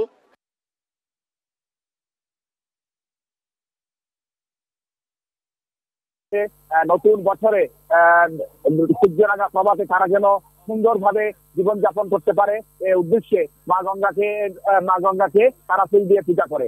এর আগে শিশু কিশোর তরুণ তরুণীরা বিভিন্ন বাগান থেকে ফুল সংগ্রহ করে তারা এই নদীতে নিয়ে আসে এবং ঘর বাড়ি তারা ফুল দিয়ে সজ্জিত করে। এরপর বৃদ্ধ মা বাবা এবং বয়োজ্যেষ্ঠদের তারা প্রণাম করে। আজ থেকে মূলত পাহাড়ের যে বৈশাখীর যে আনন্দ, সেই আনন্দ মেতে উঠবে পাহাড়বাসীরা। সাথে সাথে এখানে সাম্প্রদায়িক সম্প্রীতি বজায় রাখার জন্য তাদের এই উৎসবে সামিল হতে দেখেছি আমরা বাঙালি জনগোষ্ঠীকেও। তারাও সমান তালে এই উৎসবে অংশগ্রহণ করছে। আজ চাকমা সম্প্রদায়ের ফুল বিজু হলেও ভারতীয় পঞ্জিকার রেওয়াজ অনুযায়ী ত্রিপুরা সম্প্রদায় তারা আজ ত্রিপুরা সম্প্রদায়ও ফুল বিজু পালন করছে। এই ছিল আমার কাছে সর্বশেষ তথ্য। বাংলা নববর্ষ উপলক্ষে উপহার বিনিময় করল বিজিপি ও বিএসএফ। হিলি সীমান্তের শূন্যরেখায় BSF camp commander Jasbir Singh এর হাতে উপহারের মিষ্টি তুলে দেন BGB Hili ICP checkpost commander Naib Subedar দেলার হোসেন। পরে বিএসএফের পক্ষ থেকেও বিজিবিকে মিষ্টি উপহার দেওয়া হয়। পরে দুই বাহিনীর পক্ষ থেকে কুশল বিনিময় করা হয়। দুই দেশের সীমান্তরক্ষী বাহিনীর সদস্যদের মাঝে সৌহার্দ্য সম্প্রীতি ও ভ্রাতৃত্ববোধ বজায় রাখতে প্রতি বছর এ ধরনের উদ্যোগ নেয় দুদেশের সীমান্তরক্ষীরা। মালয়েশিয়ায় সড়কে প্রাণ হারানো 2 ভাই সহ 4 যুবক ব্রাহ্মণবাড়িয়ার একই গ্রামের। ঈদের দিনও শোকের মাতম 3টি পরিবারে। স্বজনদের চাওয়া সরকারি খরচে দেশে ফিরিয়ে আনা হোক প্রিয়জনদের মরদেহ। মালয়েশিয়ায় সড়ক দুর্ঘটনায় মৃত্যু হয়েছে প্রিয় সন্তানের। খবর পেয়ে শোকে কাতর তাদের বাবা মা। জানতে পেরে ছুটে এসেছেন স্বজন ও এলাকাবাসী। মাতম চলছে 3টি পরিবারে। এই চিত্র ঈদের দিন ব্রাহ্মণবাড়িয়া বিজয়নগরের একতারপুর গ্রামে। স্থানীয়রা জানান, ধার দেনা করে 2 সন্তান মোহাম্মদ আবদুল্লাহ ও হাফেজ আরিফুল ইসলাম সোহেলকে মালয়েশিয়া পাঠিয়েছিলেন বাবা করিম সর্দার। আশা ছিল ছেলের আয়ে স্বাবলম্বী হবে পরিবার। একসঙ্গে 2 ছেলের মৃত্যুর খবরে দিশেহারা স্বজনেরা। কেনা জানা করে গেছি আমি, পাঠাইছি তো, কিন্তু আমার আর কোনো সুযোগ নাই। অনেক টাকা পয়সা ঋণ ফিন আছে। একটা ছেলে জায়গাতে মারা গেছে, আরেকটা ছেলে হসপিটাল। রেন্ট করে যে পাঠাইছে সম্পূর্ণ ওরা অনমন পরিশোধ হয় না। ইনকামের একটা কথা ছিল, সরকারের কাছে দাবি যে আমার ভাইয়ের লাশগুলো যাতে দেশে সরকারি খরচভাবে আসে। একই অবস্থা সড়ক দুর্ঘটনায় প্রাণ হারানো মোহাম্মদ সোহেল ও মোহাম্মদ আশকুর আলী পরিবারে। স্বজনদের দাবি সরকারি খরচে ফিরিয়ে আনা হোক প্রিয়জনদের মরদেহ। একটু ঘোরাঘুরি করতে গেছিল, এই অবস্থাতে হঠাৎ ফুফাতো ভাই 2 জন ছিল গাড়িতে, একজনে ঘটনাস্থলেই স্পট ডেড। সরকারে আমার দেশে পাঠাইতো। বুধবার মালয়েশিয়া ঈদের দিন ঘুরতে যাওয়ার পথে হঠাৎ টায়ার ফেটে গাড়ি নিয়ন্ত্রণ হারায়। ছিটকে পড়ে আরেক লরির ধাক্কায় ঘটনাস্থলে প্রাণ হারান 3 জন, পরে হাসপাতালে মারা যান আরও একজনের। উজ্জ্বল চক্রবর্তী, সময় সংবাদ, ব্রাহ্মণবাড়িয়া। কলকাতায়ও স্বতঃস্ফূর্ত ঈদ উদযাপন করছেন অনেক বাংলাদেশি। নানা কারণে পশ্চিমবঙ্গের হোটেলগুলোতে অবস্থান করছেন তারা। বিস্তারিত জানাচ্ছেন সুব্রত আচার্য, আর ছবি তুলেছেন বিশ্বজিৎ দাস। কলকাতার নিউ মার্কেট এলাকার মার্কুই স্ট্রিট। অনেকেই মার্কুই স্ট্রিটকে বাংলাদেশি হোটেল পাড়াও বলে থাকেন, কারণ এলাকার অলিগলি থেকে সর্বত্র যে কোনো সময় দেখা মিলবে বাংলাদেশি পর্যটকদের।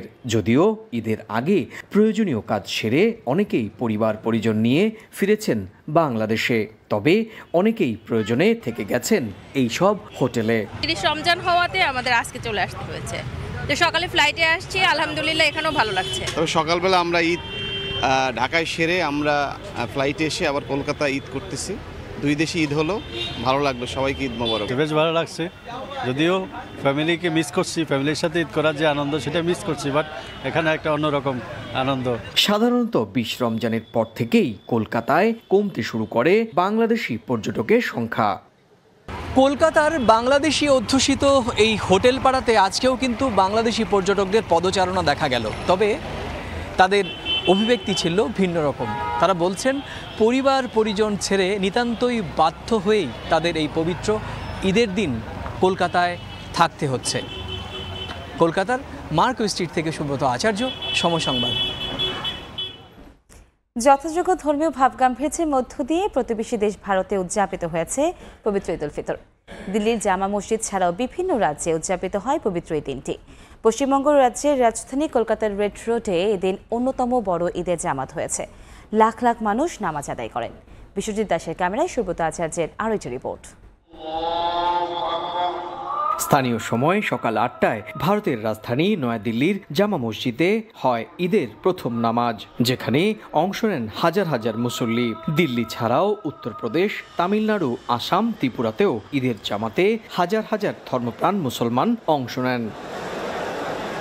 তবে দেশটির অন্যতম বৃহত্তম ঈদের জামাত ছিল পশ্চিমবঙ্গের কলকাতায়। স্থানীয় সময় সকাল 9টায় রেড রোডে ঈদের জামাত হয়। নামাজ আদায় করার পর দুহাত তুলে দেশ, জাতি ও গোটা বিশ্বের কল্যাণে দোয়া চান মুসল্লিরা। প্রতি বছরের মতো এবারও প্রচুর সংখ্যক বাংলাদেশি পর্যটক ঈদের জামাতে সামিল হয়েছিলেন। ফিলিস্তিনির গাজায় ইসরায়েলি বাহিনীর হামলা বন্ধেও সোচ্চার হন অনেকেই। আমরা সামিল করছি, আর কিছু করা যায় না, আমাদের উপরে কিছু রাখা নেই। আমি এসে এখানে জামাত পড়েছি, অত্যন্ত সুন্দর ব্যবস্থাপনা এবং অনেক বড় জামাত। কলকাতা খেলাফত কমিটির আয়োজনে 1920 সাল থেকে নিয়ম করে ঈদের জামাত হয়ে থাকে। 1997 সাল পর্যন্ত ঈদের জামাত হতো কলকাতার শহীদ মিনার গ্রাউন্ডে। তবে লাখ লাখ মানুষ এই জামাতে অংশ নেয় স্থান পরিবর্তন করে 1998 সাল থেকে রেড রোডে নিয়ে আসা হয়। আর 2011 সাল থেকে নিয়ম করে রেড রোডে আসেন মুখ্যমন্ত্রী মমতা বন্দ্যোপাধ্যায়ও। আল্লাহ তাআলা আপনাদের দোয়া কবুল করেছেন, তাই আজকে আপনারা ঈদ পালন করছেন। খুশির ঈদ, আপনাদের ভালো রাখুন, আপনাদের সন্তানদের ভালো রাখুন। কদিন ধরে কলকাতায় চৈত্রের দাবদাহ লক্ষ্য করা গেলেও ঈদের দিন সকাল থেকেই আবহাওয়া ছিল স্বাভাবিক। ভারতের অন্যতম বৃহত্তম জামাত এই কলকাতার ঐতিহাসিক রেড রোডের, আর এখানেই সামিল হয়েছিলেন লক্ষ লক্ষ ধর্মপ্রাণ মুসল্লি। তারা আল্লাহর কাছে 2 হাত তুলে দোয়া চাইলেন যেন ভারতে সম্প্রীতির পরিবেশ অক্ষুণ্ণ থাকে। কলকাতার ঐতিহাসিক রেড রোডের ঈদের জামাত থেকে সুব্রত আচার্য, সময় সংবাদ। ধর্মীয় রীতিনীতি এবং আচার অনুষ্ঠানের পাশাপাশি স্থানীয় সংস্কৃতির মধ্য দিয়ে ঈদ উদযাপিত হল শতভাগ মুসলিম জনগোষ্ঠীর দেশ মালদ্বীপে। বৃহস্পতিবার ঐতিহ্যবাহী ঈদের কুচকাওয়াজ, আতশবাজি উৎসবের পাশাপাশি শিশুদের উপহার বিতরণের মধ্য দিয়ে আনন্দ ভাগাভাগি করে নেন বাসিন্দারা। মালদ্বীপ থেকে খন্দকার ওমর ফারুকের তথ্য, ছবিতে বিস্তারিত। শতভাগ মুসলিম জনসংখ্যার দেশ মালদ্বীপে এবার খানিকটা ভিন্নভাবে ধরা দিল ঈদের আনন্দ। ধর্মীয় আচার অনুষ্ঠানের পাশাপাশি সবচেয়ে বড় ধর্মীয় উৎসবকে আরও আনন্দঘন করতে নেওয়া হয়েছে বাড়তি উদ্যোগ। এবার দেশ জুড়ে রাস্তাঘাটকে ভিন্ন রূপে সাজিয়ে তোলার মধ্য দিয়ে আরও জমকালো করে তোলা হয়েছে ঈদকে। ভিজুয়াল ইনস্টলেশনের আলোকসজ্জা যোগ করে বাড়তি আমেজ। অন্যবার সাধারণ মানুষকে সৈকতে বেড়াতে যেতে দেখা গেলেও এবার পরিবার সমেত উপভোগ করেছেন সাংস্কৃতিক আয়োজন। ঐতিহ্যবাহী ঈদের কুচকাওয়াজ এবং নৃত্যশিল্পীদের পরিবেশনা আরও উপভোগ্য করে তোলে গোটা আয়োজন। এদিন বরুবেরু বা ঐতিহ্যবাহী ধারা ও ঢোলসহ লোকসঙ্গীত পরিবেশন করেন শিল্পীরা। পাশাপাশি শিশুদের আনন্দ দিতে ওয়াটার গেম এবং কৃত্রিম সৈকত তৈরি করা হয়। শিশুদের বিতরণ করা হয় হরেক রকম উপহার। স্থানীয়দের পাশাপাশি উৎসবে যোগ দেন মালদ্বীপে বসবাসরত প্রবাসী বাংলাদেশিরাও। সবাই মিলে ভাগাভাগি করে নেন ঈদের আনন্দ। দেশটির এমন ঈদ উদযাপনে মুগ্ধ তারা। প্রবাসের মাটিতেই ফার্স্ট এত সুন্দরভাবে ঈদ উদযাপন করলাম আমরা সবাই মিলে এবং লোকালদের সাথে, মানে অনেক ভালোই লাগলো। বিশ্বকাপে বাংলাদেশ দলের ভালো ফলাফলের জন্য দোয়া চেয়েছেন টাইগার অধিনায়ক নাজমুল হোসেন শান্ত। নিজেদের পারফরমেন্সে উন্নতির কথাও জানান তিনি।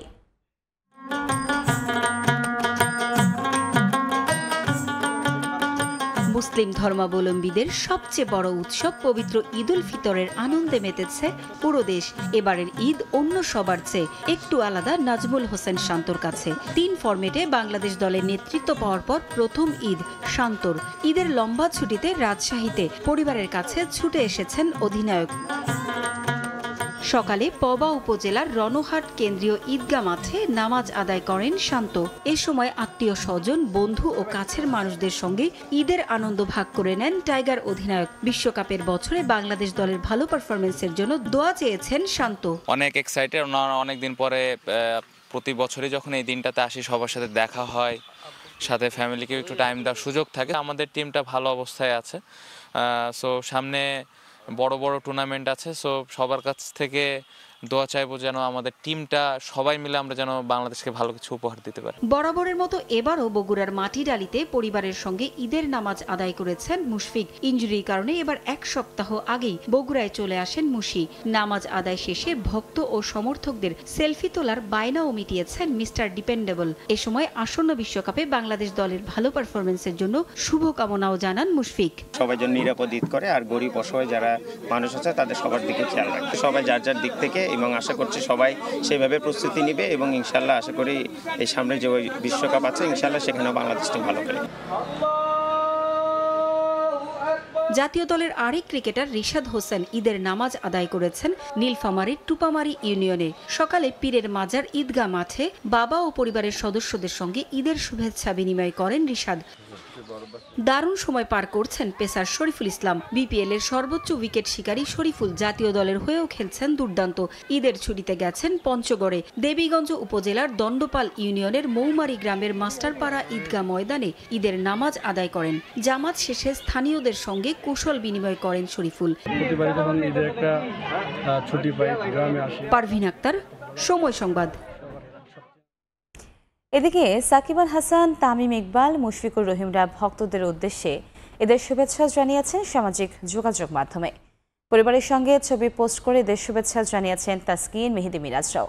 শুধু ক্রিকেটাররাই নয়, দেশের ঐতিহ্যবাহী ক্লাব আবাহনীর সমর্থকদের উদ্দেশ্যে ঈদ উল ফিতরের শুভেচ্ছা জানিয়েছে। আর পবিত্র ঘর কাবার সামনে করা ভিডিও পোস্ট করে ভক্তদের ঈদ উইশ করেন জামাল ভাইয়া।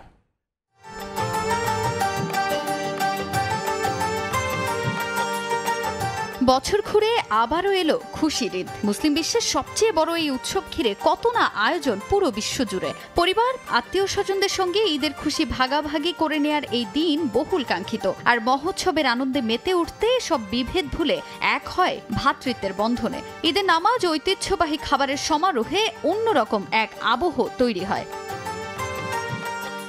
ঈদ আনন্দের জোয়ারে ভাসছে দেশের ক্রীড়াঙ্গন। পরিবার পরিজনের সঙ্গে ঈদ উদযাপনে মেতে উঠেছে দেশের ক্রিকেটাররা। পরিবারের সঙ্গে যুক্তরাষ্ট্রে ঈদ উদযাপন করছেন টাইগার অলরাউন্ডার সাকিব আল হাসান। দেশে না থাকলেও ভক্তদের ঈদ উল ফিতরের শুভেচ্ছা জানাতে কিন্তু ভুল করেননি মিস্টার 75। নিজের অফিসিয়াল ফেসবুক পেজে ঈদ মুবারক লিখে পোস্ট করেছেন সাকিব। আর এরপর 3 সন্তান ও স্ত্রী শিশিরের সঙ্গে একটি ছবিও পোস্ট করেছেন তিনি। ঈদের শুভেচ্ছা জানিয়েছেন তামিম ইকবাল খানও নিজের ভেরিফাইড ফেসবুক পেজে পোস্ট করেছেন তামিম। শুভেচ্ছা জানিয়েছেন মাহমুদুল্লাহ রিয়াদ। আর পরিবারের সঙ্গে ঈদের নামাজ আদায় শেষে মুঠোফোনে আনন্দের সেই মুহূর্ত বন্দী করে তা সামাজিক যোগাযোগ মাধ্যমে পোস্ট করেছেন মুশফিকুর রহিম। ঈদ উল ফিতরের আনন্দ ভাগাভাগি করে নিয়েছেন টাইগার পেসার তাসকিন আহমেদ। নিজের সন্তান ও বাবার সঙ্গে সামাজিক যোগাযোগ মাধ্যমে একটি ছবি পোস্ট করেছেন তিনি। একই রকম ভাবে ভক্তদের শুভেচ্ছা জানিয়েছেন মেহেদি মিরাজও। মহোৎসবে ভক্তদের উইশ করেছেন জাকের আলী অনিক, শামীম পাটোয়ারি, কামরুল ইসলাম রাব্বিরাও। সবাইকে ঈদ উল ফিতরের শুভেচ্ছা, ঈদ মুবারক। এছাড়াও দেশের সমর্থকদের সঙ্গে আনন্দ উপভোগে একটু ভিন্ন ধর্মী উদ্যোগ ঐতিহ্যবাহী ক্লাব আবাহনী লিমিটেডের। ক্লাবের ক্রিকেটাররা একসঙ্গে সবাই ঈদের উইশ করেছেন ভক্তদের। এদিকে ক্রিকেটারদের পাশাপাশি ঈদের উইশ করতে ভুল করেননি বাংলাদেশ জাতীয় ফুটবল দলের অধিনায়ক জামাল ভুঁইয়া। পবিত্র কাবা ঘরের সামনের এক মনোমুগ্ধকর ভিডিও পোস্ট করে ঈদের শুভেচ্ছা জানিয়েছেন সমর্থকদের। তাজিন খন্দকার, সময় সংবাদ। 5 বছর ধরে বাংলাদেশে ঈদ উদযাপন করছেন মোহামেডানের ফরওয়ার্ড সোলেমান দিয়াবাতে। ঈদে পরিবারকে কাছে না পাওয়ার চাপা কষ্ট মনে থাকলেও ক্লাবের সতীর্থদের সঙ্গে দিনটি উদযাপন করেন মালির এই ফুটবলার। দিয়াবাতের জন্য বাংলাদেশের ঈদের চেয়ে মালির ঈদ অনেকটাই ভিন্ন। তবে ঈদের দিন মোবাইল ফোনে প্রিয়জনদের খোঁজ খবর নেন তিনি। দেশের ফুটবল সমর্থকদের ঈদের শুভেচ্ছা জানাতেও ভোলেনি দিয়াবাতে। আরও জানাচ্ছেন ফাহিম ইসলাম।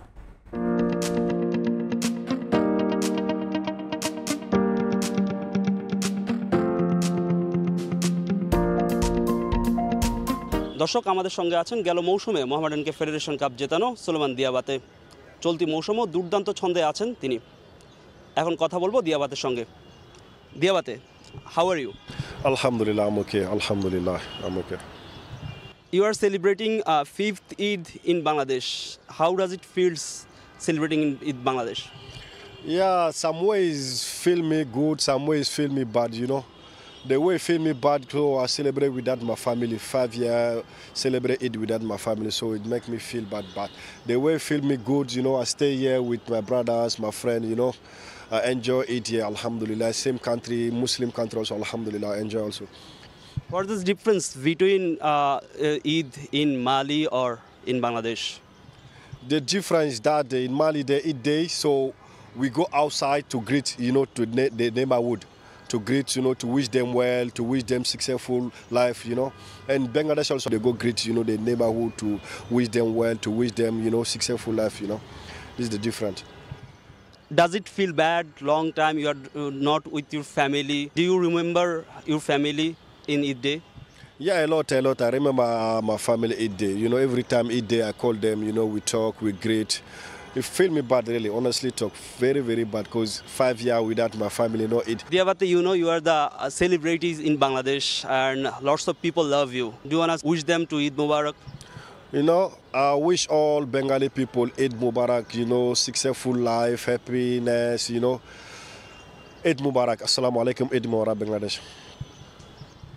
দর্শক, কথা বলছিলাম সোলেমান দিয়াবাতের সঙ্গে। পঞ্চমবারের মতো তিনি ঈদ করছেন বাংলাদেশে। ফাহিম ইসলাম, সময় সংবাদ, ঢাকা। 2026 অনূর্ধ্ব 19 বিশ্বকাপকে সামনে রেখে ইতিমধ্যে শুরু হয়েছে মাঠের প্রস্তুতি। চূড়ান্ত হয়েছে 35 জনের প্রাথমিক স্কোয়াড, যাদের নিয়ে চলতি মাসের 22 তারিখ থেকে বিকেএসপিতে শুরু হবে ফিটনেস ক্যাম্প, জানিয়েছেন নির্বাচক এহসানুল হক সেজান। অনুশীলনের পাশাপাশি ইয়াং টাইগারদের সর্বোচ্চ সংখ্যক ম্যাচ খেলানোর পরিকল্পনা বিসিবির। জাতীয় দলের পাশাপাশি গেল কয়েক বছর ধরে বয়সভিত্তিক ক্রিকেট পাচ্ছে বাড়তি গুরুত্ব। বিশেষ করে আকবররা বিশ্বকাপ জয়ের পর থেকেই এ নিয়ে আগ্রহ বেড়েছে ভক্তদের। তবে 2022 আর 24 সবশেষ 2 আসরে প্রত্যাশার প্রাপ্তিতে ঘটেনি মেলবন্ধন। তাই তো 26-এর অনূর্ধ্ব 19 বিশ্বকাপ নিয়ে এখনই তোড়জোড় বিসিবির। ওআইসিএল থেকে ইতোমধ্যে চূড়ান্ত করা হয়েছে 35 জনের প্রাথমিক স্কোয়াড, যাদের নিয়ে শুরু হয়েছে ক্যাম্প। চলতি মাসেই হবে 2 সপ্তাহের ফিটনেস ট্রেনিং, এরপরই চূড়ান্ত হবে সংক্ষিপ্ত স্কোয়াড। আমাদের গতবারের যে 5 জন প্লেয়ার, সেই 5 জন প্লেয়ার অ্যাভেলেবেল আছে যারা এ বছরও খেলতে পারবে। আমাদের ফিটনেসের একটা টেস্ট হয়েছে, সেই ফিটনেসের টেস্টে গতবার যদি 20 ছিল, সেখানে আমরা এখন 60 পেয়েছি। এই বছরে যে ওয়াইসিএল শেষ হয়েছে, তারপরেও কিন্তু আমরা 35 মেম্বার্স নিয়ে শুরু করেছি আমাদের এই জার্নিটা। আমরা 24 থেকে 30 জনের বাইরে তেমনভাবে যেতেও চাই না, বা এর চেয়ে কম যে স্কোয়াড, সেই স্কোয়াড নিয়েও আমরা যেতে চাই না। বিকজ অফ হয় কি, লাস্ট মোমেন্টে এইসব প্লেয়াররা একটা লং টার্ম একটা প্র্যাকটিসের মধ্যে থাকে, দেন ওই প্র্যাকটিসে টুর্নামেন্ট শুরু হওয়ার আগে তখন হয়তো বা অনেক সময় ইনজুরিতে পড়ে যায়। সো আমরা আসলে এবার 24 থেকে 30 জনের যেই একটা স্কোয়াড, সেই স্কোয়াডটাই নিয়ে অনেক দিন রান করব প্ল্যানিং আছে। অনুশীলনের পাশাপাশি ক্রিকেটারদের সর্বোচ্চ সংখ্যক ম্যাচ খেলানোর ব্যাপারেও ভীষণ সিরিয়াস ক্রিকেট বোর্ড। চলতি বছরই আছে 2টো হোম সিরিজ, আছে একটা অ্যাওয়ে ট্যুরও। শুরুটা পাকিস্তানের বিপক্ষে 25-এ বাড়বে যে সংখ্যা। জাস্ট ওয়াইসিএল শেষ হওয়ার সাথে সাথে কিন্তু আমরা স্কিলে চলে গেছি। দেন এই বছরে আমাদের 2টা হোম সিরিজ রয়েছে, একটা অ্যাওয়ে সিরিজ করারও চিন্তাভাবনা রয়েছে। আমরাও এভাবে চেষ্টা করতেছি অ্যাটলিস্ট 40+ ম্যাচ খেলে যে আমরা যদি ওয়ার্ল্ড কাপে যেতে পারি, ইনশাল্লাহ আমরা মোটামুটি একটা ভালো রেজাল্ট করতে পারবো। আনুষ্ঠানিকভাবে ঘোষণা না আসলেও 26-এর আসরের সম্ভাব্য যৌথ স্বাগতিক নামিবিয়া আর জিম্বাবুয়ে। আফ্রিকার সে উইকেটের কথা মাথায় রেখে প্রস্তুতি নেওয়া হচ্ছে এখন থেকেই। আমরা আগে চিন্তা করি যে ভেন্যুটা কি, সেই ভেন্যুতে আমাদের কি ফরমেশন হতে পারে, সেই ফরমেশন হিসেবে কিন্তু আমরা কাজ করি। ইভেন ভেন্যু হিসেবেও কিন্তু আমরা প্র্যাকটিস সেশনগুলো বেছে নেই। আমাদের 2 বছর আগের থেকে কিন্তু এগুলো প্ল্যানিং থাকে, কোথায় খেলা হবে তার উপর বেস করে ফরমেশন হবে এবং প্র্যাকটিস সেশন হবে। জিম্বাবুয়েতে যদি খেলা হয় তাহলে ওখানের উইকেটের ক্যারেক্টার বা ক্রিকেটের ক্যারেক্টার উপর বেস করেই কিন্তু আমাদের প্রত্যেকটা প্র্যাকটিস সেশন আমাদের তৈরি করা হবে এবং ওটার উপর বেস করে আমাদের ফরমেশনটা তৈরি করা হবে। 2026 অনূর্ধ্ব-19 বিশ্বকাপের 16তম আসরে অংশ নেবে 16টা দল। 41 ম্যাচের এই টুর্নামেন্ট মাঠে গড়াবে 25 ফেব্রুয়ারি। মাহবুব রিমন, সময় সংবাদ। এই পর্যায়ে শীর্ষ সংবাদগুলো জানিয়ে দিচ্ছি আরেকবার।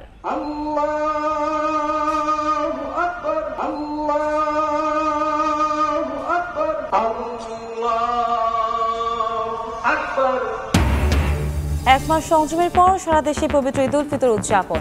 জাতীয় ঈদগাহের প্রধান জামাতে এক কাতারে সর্বস্তরে মানুষ। বাইতুল মোকাররমে ঢল, গড়ে শহীদ ও শোলাকিয়ায় জনসমুদ্র। আশুলিয়া ধেউর উড়াল পথে গার্ডার বসছে চলতি মাসে, এরপর ইসলাম। পুরো প্রকল্পের সার্বিক অগ্রগতি 45%। আগামী বছরের শুরুতে খুলে দেওয়া হবে যান চলাচলের জন্য। মাত্র 7,000 টাকায় হেলিকপ্টার সার্ভিস সারা ফেলেছে দেশের অভ্যন্তরীণ যোগাযোগ ব্যবস্থায়। সেবা সহজ করতে স্টেশন এয়ারপোর্টের বাইরে নির্মাণের দাবি সংশ্লিষ্টদের।